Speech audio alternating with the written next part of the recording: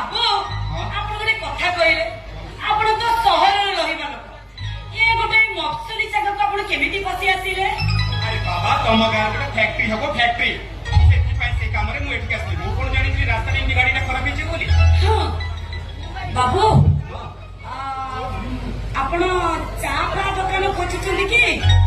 ଦେଖନ୍ତୁ ଚା ଟି ମିଳିବ କିନ୍ତୁ ଏଠୁ ଖଣ୍ଡେ ବାଟ ଯିବାକୁ ପଡିବ ବର୍ଷେ ଖଣ୍ଡେ।